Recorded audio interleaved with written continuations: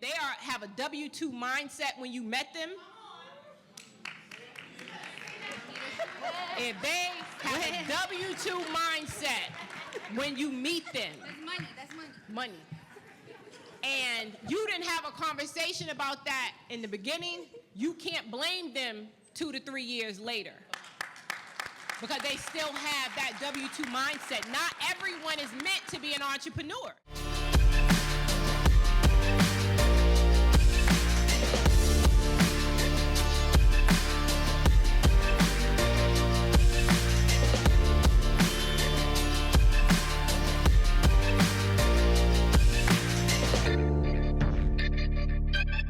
Good morning, everyone. My name is Shamara Smith, and I am from Virginia.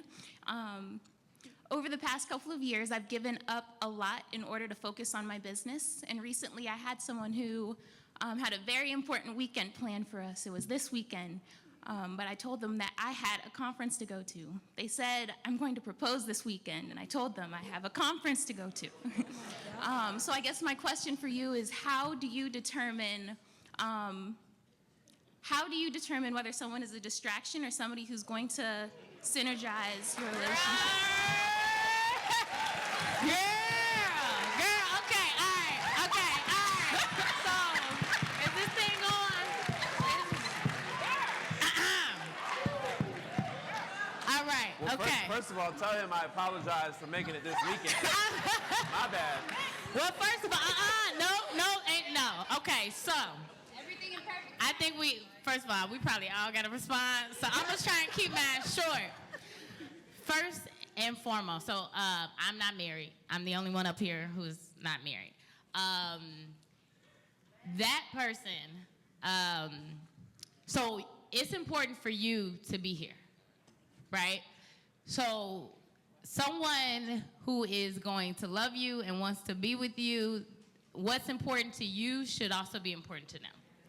And I mean, Atlanta got a lot of beautiful downtown spots. I mean, y'all could have went to a rooftop tonight, and did a little, down on the knee and all of that stuff. So, right, he could have did it right here on the stage. 2021. So, I'm gonna just say that. So, my biggest thing, so I was, a lot of people, I have shared this on my Instagram and stuff. So for the last year and a half, I was separated from my husband. I bought a house. And to most people, that's like a big deal. I buy houses all the time. So to me, it wasn't really that big of a deal. But everyone else, it was. And it actually is a big deal, right? The biggest thing I'm going to tell you, and I know I'm saying it in front of a lot of people, but you need to break whatever soul ties you have prior to this relationship. Just analyze that, digest that. Another thing that is very, very important is that nothing happens by accident. There's a reason that you already had this plan. So you asked if he was a distraction. You already know the answer, baby. I ain't gotta tell you. So let me ask you a question. First, thank you so much for coming up and asking a question. Did he come with you to Atlanta, or did he stay where he's at? Okay, so, I mean, don't throw the whole man away. Don't throw him away just yet, okay? Because you got to do that. This is her shit. Look, listen, we ain't gonna throw him away, okay? But what I really want you to do is have that conversation with him. So the same conversation me and my husband had on our first date / business meeting. Oh, she for real? No, I'm for real. They exchange Facts. I want you to do the same thing, because sometimes what you feel can be a distraction can be a misunderstanding. And I don't want you out there living your best life at 50 still, in the club if you ain't got to be, because you prejudge something. So at the end of the day, I want you to have that conversation with him. Don't say, what do you like to do with the birds and the bee? Hey, what are your goals? What are your visions? Where do you see yourself in 5 years, 10 years? find out, because you're here, so you're obviously an entrepreneur. Didn't you ask Dedric his credit score? I sure did. What's your credit score? Forget pre-qualifying questions. Get straight to the meat and potatoes. Leave all that mushy stuff later. You get what I'm saying? But what you have to find out first is if you are really aligned, if you're going in the right direction, period. So once you find out if you guys are going in the right direction, so one of the things I tell couples who come up to me all the time is they say, I can't get my wife into the business, or I can't get my husband into the business. And I say, well, what were they doing when you met? Oh, well, she was working at this job. Oh, okay, well, did you guys have a conversation about entrepreneurship? Because as an entrepreneur, you are an entrepreneur. And it's hard for someone to understand the mind of an entrepreneur if they are not one. So if they have a W-2 mindset when you met them, if they have a W-2 mindset when you meet them, That's money. money, and you didn't have a conversation about that in the beginning, you can't blame them 2 to 3 years later. Because they still have that W-2 mindset. Not everyone is meant to be an entrepreneur.